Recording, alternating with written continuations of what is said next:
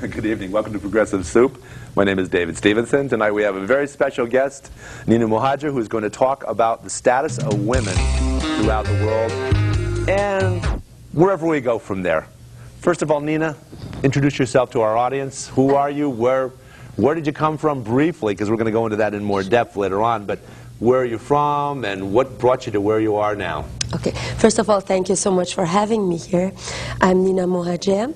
I was born in Iran, raised in Germany, and now I'm a Richfield, Connecticut resident. Basically, 3 continents, 3 different worlds, 3 different languages, 3 different histories. Wow. Is that brief enough? Well, now, could you say that again in Farsi? Sure. من نینا مهاجر هستم. من تو ایران به دنیا آمدم، در شهر تهران. توی آلمان بزرگ شدم و الان تو آمریکا تو کانتیکت زندگی میکنم. That's it? That's it? Okay. You don't want me to repeat it in every other language I know as well, right? German. Your turn. German. Okay. Okay. Ich heiße Nina Muhajir. Ich bin in Teheran, Persien geboren. Ich bin in Deutschland, in Darmstadt aufgewachsen und lebe momentan in Connecticut. In den Vereinigten Staaten. Now one more, in Richfieldian. Well, that doesn't exist, I think. Well, I guess it does now, doesn't it? Okay, first of all, how did you feel growing up as a German in Iran and then as an Iranian in Germany? How do you reconcile the different cultures? Because they're, I guess, your 2 principal cultures during your formative years, your growing up years. That's a very good question. As you know, David, I have 100% biologically, I'm Iranian, 100% Persian blood. However, my parents immigrated to Germany in 1960, actually 61. They came back, I was born in Iran, and in our house we were very German. So I was always the outsider among my cousins. I had the different first name, we spoke German at home, different culture at home. I always felt very much like an outsider in my Persian family among the cousins. While I did speak the language, I had more the looks of an Iranian than of a German, of course. They would call me Sag Almani, meaning German dog. Basically, like, you're talking too much, you're being so German aggressive, so in a negative way. And Sag Almani. Sag Almani. That's a very bad expression to use for a German person. And with that growing up, I always felt completely, again, as an outsider. While I spoke their language, I couldn't overcome that barrier of from home, basically my parents, my sister and I, towards cousins and relatives. Then in 1978, my parents, my sister and I, we moved back to Germany. And I always felt, okay, when I go to Germany, I'm going to be finally one of them. So growing into the society. However, at that point, I realized while I spoke the language, while I dressed like them, while I had the same culture, I didn't have the looks. So I was the black-haired German one. And one moment which really changed my life, I don't want to say necessarily my life, but which was interesting enough for me to remember after such a long time period, is my parents sent me to a German Catholic girls' school, which I will never forgive them, but that's a different story. Is Catholicism the principal church in Germany? Pardon me? Is Catholicism the principal of religion in Germany? I think by now it's Protestant. By now it's Protestant. But the area in Germany where I grew up, it's very Catholic. So the Catholic girls' school, and we were standing in church on a Friday morning, and one of the teachers is standing there. Now you have to imagine this is right at the time the Iran-Iraq war has started, right at the time where Afghanistan is occupied by the Soviets, and there are a lot of Afghani refugees in Germany as well. The teacher wanted to do a good deed, not realizing her audience, saying, let us all pray for all the foreigners in our country who had to leave their countries. And now imagine, I'm standing there as a 10-year-old, 2 black thick braids on each side, looking completely foreign, and 36 girls turning around after me and looking at me. If I had to describe one of the most religious moments in my life, I would say that, because I was praying with every mini inch of my 10-year-old heart that somewhere God might open a hole in the ground and I would sink in. Swallow you up. Exactly, because that's the moment I felt really, again, as a foreigner. And I said, all right, in Iran I wasn't home. Here I'm not home, so what am I? And so this very Persian German culture at home towards the German culture on the outside, that gave me a lot of thought. And I believe a lot of people from my generation, a lot of those bicultural children of that time had the same dilemma which children today, like including my own, do not even have, based on the global world, based on internet, based on Facebook, that you have friends all over the world, you know? And certainly, as a 10-year-old, I mean, we've all been there. We all know that 10-year-olds want to be one of the group.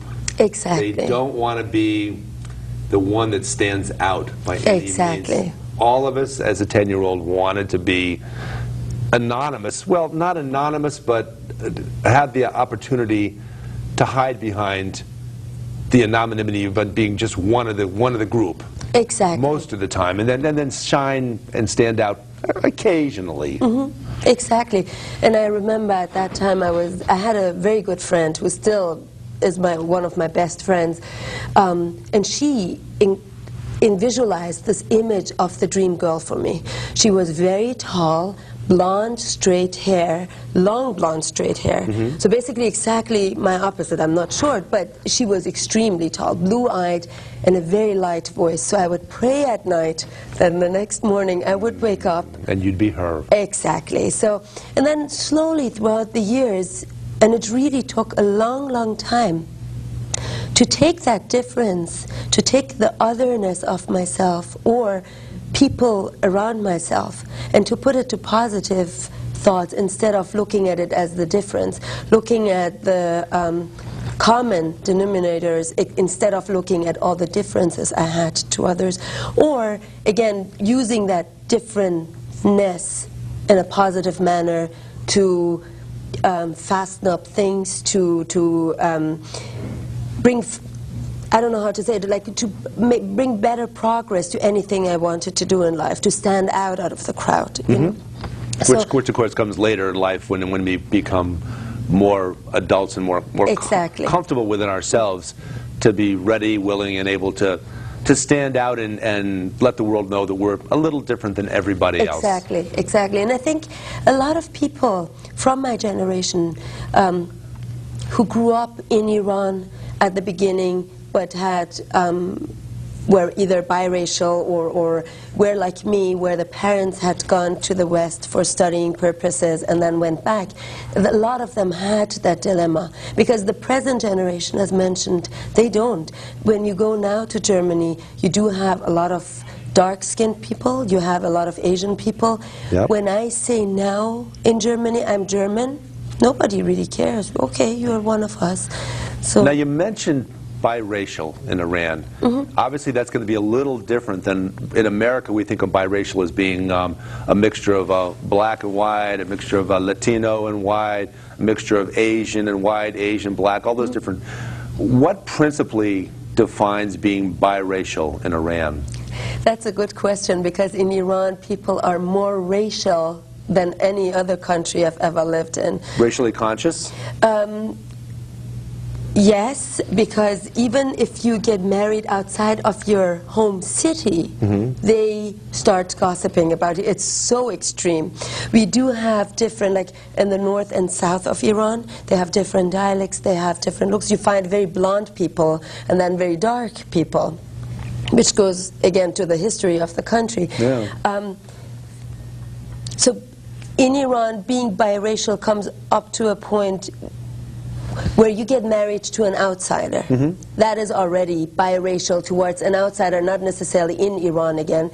That might be based on their ethnical background. So if you get married to an Iranian whose background is Turkish, that's already considered she got married to a foreigner. Because why? Because 200 years ago, his great-grandparents came from Turkey. Exactly. This is what you find, I guess, in so many parts of the world, where people carry these scars and continue these battles from literally not just generations ago, but sometimes eons ago, the Palestinians, or what we call now the Palestinians, and the Israelis, Jews, Arabs, you know, have had this I don't know, 3,000-year-old war, 7,000-year-old war. I lost track along the way. But and in my case, for many decades, Irish Protestants and Irish Catholics held grudges against one another, where, you know, a young man or a young woman might remember what somebody else's grandfather did to their grandfather, or great-grandfather did to their great-grandfather, and they just can't seem to let it go. Exactly. And forgive. I mean, you can remember, but, you know, why be prepared to kill somebody for something somebody in their family did literally generations ago? Exactly. And the good thing about my parents is we never grew up with that. We had to embrace all different nationalities, all different religions. I learned within the years that my parents' approach to things was very good by teaching me that nationalities are really borders people set themselves to limit themselves. Sure enough, at certain areas in your life, when you're entering a country or so, you do have to say what your nationality is. You have to make up your choice. You can't be that independent. But on the other side, I learned within the years of looking over it, like looking outside the box, thinking outside the box. I transferred to looking outside the box by saying, sure, I have Iranian blood. I grew up in Germany. I live here now. I try to embrace all the positive, and probably down the road, I hate to admit, but I have flaws as well. So I got the flaws as well. All right, we'll concede to that point. Yeah.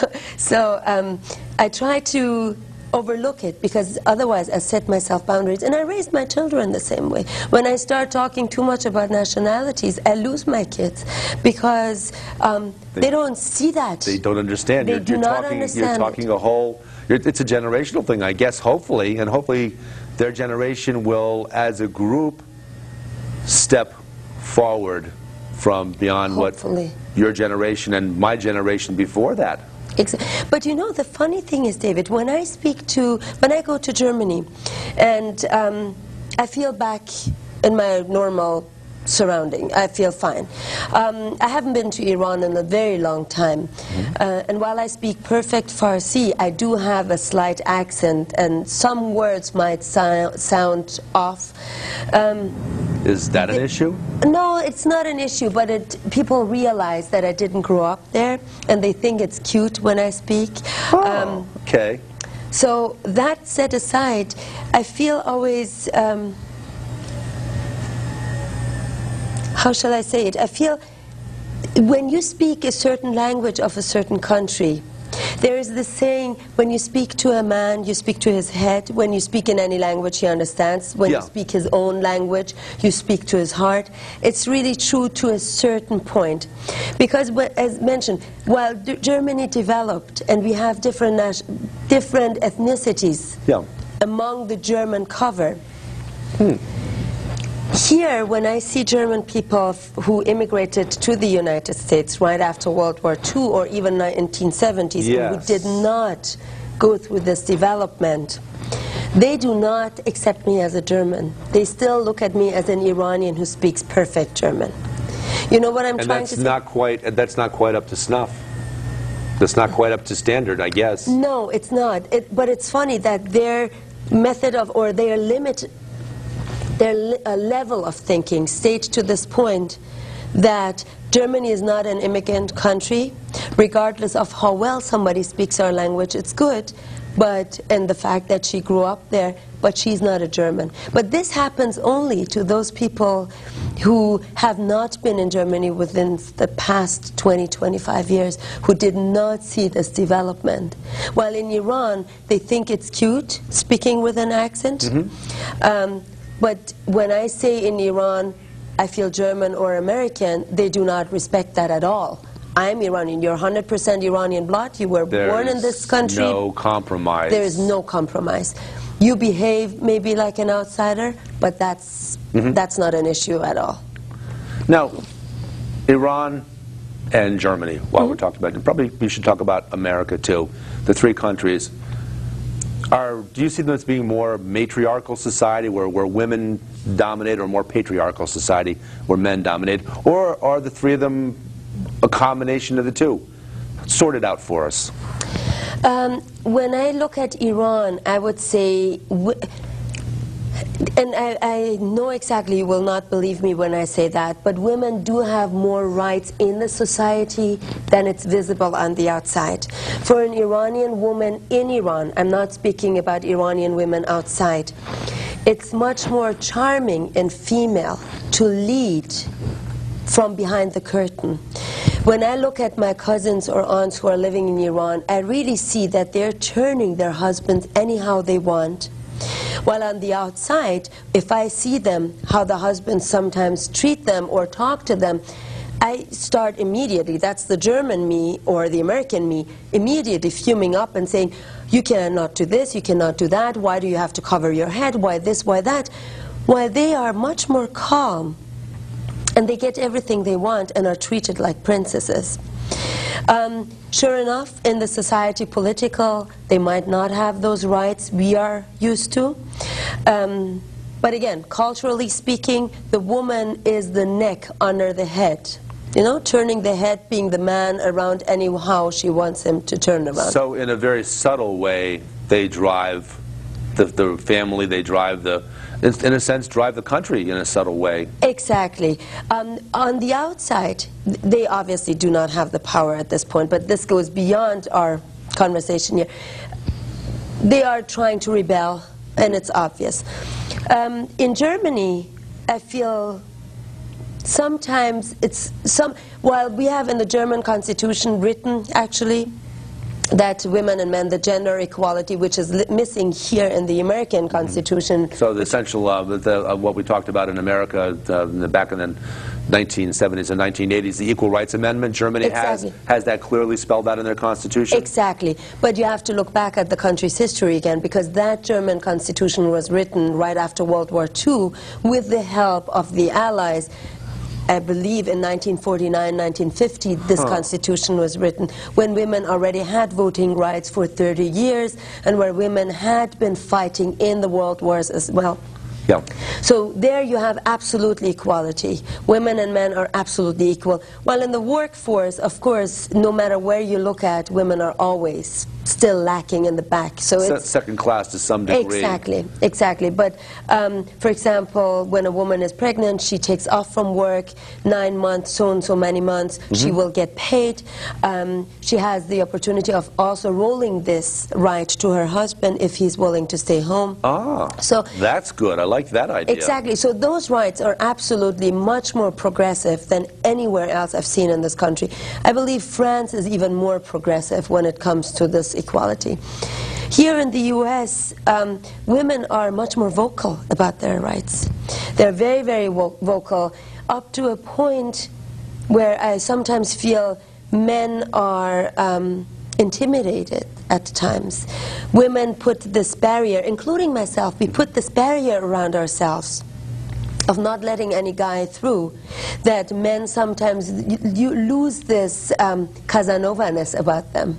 Do you know what I mean? Like opening up the door, a lot of women get really offended by it. Well, it's supposed to be a charming gesture of a man, but it's not seen like this anymore. Or, for example, taking the chair and pulling the chair for the woman. Here in the U.S., a woman would immediately jump at you. Not every woman, of course. Not even allow it to happen. Exactly. So when you allow it for a man to do these things, they embrace it much more and they feel very protective again. So it's maybe innocuous behavior and should be treated as innocuous behavior, not overtly sexist. Exactly. That's what I feel. That's when I combine all the different cultures I have. I like it when a man opens up the door for me. I don't expect it necessarily from him. However, if he does, I don't feel I'm not capable of opening up the door myself, you know? So those are the differences among the countries which I can see. Well, I try to always balance it out a little bit in my own personal behavior by trying to not just open doors for women, but I'll open doors for men, and you kind of try to So if you're with a man and another man and another woman and a woman, if you open the door for both of them, I'm not sure if any woman would take great offense at you opening the door for them if you've also opened the door for a man. Exactly. It kind of makes it a little bit less. Exactly. You can't misinterpret that as being something that's not right. But going back to your original question regarding the comparisons, as you know, I published 2 papers regarding women's rights in Iran, comparing them in the Islamic way, in the pre-Islamic time, and before and after the revolution. And looking at that, I feel always Iranian women being more progressive than anywhere in the Islamic world, which goes back to the country's history again. As you know, Iranians being the first monotheistic religion, Iranians being the original Aryans, which a lot of people, and I'm amazed by that, a lot of people don't know this. It's odd because when I hear Aryan, I'm thinking German.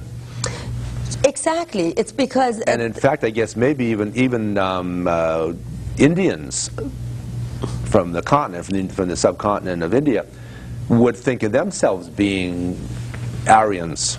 Exactly. And we had talked, I guess, I think it was you and I that were talking about this at some point in the past, about the swastika, which became a power symbol in Germany, is in fact the same symbol that's what's amongst is it the Hindus? No, it's from the Buddhists. The Buddhists, okay. Buddhists just turned around the other way. Yeah. And you know what the reason for that is? Because Buddhism has the 8 paths, the 8 steps basically to Buddhism. And unfortunately, I'm not able to say them all because I don't remember, but basically... Well, could you say a couple of them? Well, right deed and right word, basically say the truth, do well, think well. Yeah. Being many, like 3 of them, and also appreciate whatever you have. So basically all the good deeds to be done in this world. Yeah. And at the World War II era, in the National Socialist National Germany, Socialist Party, exactly, which was the Nazis, it was turned around. And I don't know whether people were aware of this or not, because a lot of times... may have been intentional, may have not been intentional. Exactly. I mean, I guess if you think of it as being intentional, then you're thinking of it as being the opposite message of do unto others before they get a chance to do to you. Exactly, exactly. But I don't know enough about the National Socialist history to be able to say it, but it would make absolutely sense of doing exactly the opposite before somebody does it to you. The Bizarro Buddhists. Well, I'm sorry, I have to explain to you. In Superman comic books and in the Superman movies, one of the characters are the Bizarro people who do everything exactly the opposite of what people in the regular world do. They'll walk backwards, they'll talk backwards, and their faces are kind of like hexadexa jagagons or whatever, and they're humanoid in a sense, but they do everything backwards, and that's where Bizarro has found its way into the American culture through shows like Seinfeld, where they had the Bizarro, one of the episodes they had the Bizarro Jerry, the Bizarro George, the Bizarro Elaine, and the Bizarro Kramer, who were different than the real ones in that they were well-behaved and respectful of other people's feelings and things of that nature. Oh, okay. So basically the opposite of whatever is there. It essentially means the opposite of and I guess that's where we're talking about the swastika and the what's the Buddhist symbol called? That's a good question. I don't know. I know a lot for another about show. Yes, exactly. I know a lot about Buddhism, and the funny thing is, I really found my way to my religion through Buddhism. It seems to be almost the universal conduit. It's kind of like a primer for every other religion, including Christianity, I think. Because Buddhism, as you might know, cannot only be seen as a religion, it can only be seen as a spiritual path. And I think a pinch of Buddhism in every person in this world would be really a better place. Because people, again, with religions, what bothers me, while I am very religious, it bothers me that a lot of people just look at the difference between Judaism and Islam. Otherwise we wouldn't have this, as you mentioned, 300-year-old war between Israelis and Palestinians.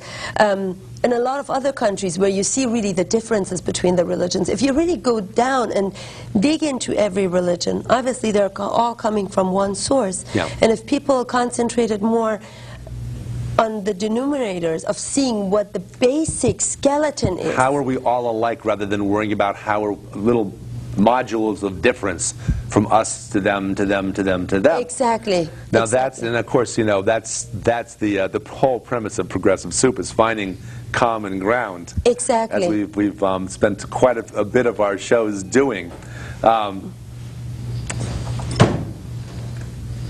Okay, peace to you too, brother. Oh, 2 minutes. Okay, let's go back to Buddhism as Sure. being the kind of like a conduit to all religions. Is there only one Buddha, or can there be more than one Buddha? Well, you have one Buddha, the original, and you know the story of Buddha, how he became Buddha. He was a prince, and it was a very gorgeous-looking man, prince, basically having all the positive aspects in life. And then going outside while his wife was giving birth and seeing this old, haggard man sitting on the streets, and then realizing that there is always another side to everything. So basically a plus and a minus. So he went and sat on close to the lotus flowers and meditated for 7 days, and 8 days and 7 nights. That's why number 8 is very... All 8 days and 7 nights, all meals inclusive? That I don't know. Like, well, you know, like in we're going to say you're going to take a trip to Jamaica. 8 days, 7 nights, everything inclusive? Probably, yes. Okay, In that manner, yes. Okay. So he was meditating and really realizing what the basics in this life are. So you have this one Buddha, which is the holiness, but you have the different statues of the Buddha. Okay. Probably you saw the one where he's holding the hands, and every one of them has a different meaning. Oh, okay, yes. One of them having the hand up and one of the hands down, meaning whatever you do in this world, you will get back to this world again. Okay. So everyone, there are 8 different pictures, images of the Buddha, which you can see with different hand movements. Okay, I'm just peeking to the side to find where we're getting close to the end of the show. Wrap it up? Okay, thank you very much, Jesse, and peace to you also, brother. We're going to wrap it up right there. This is Progressive.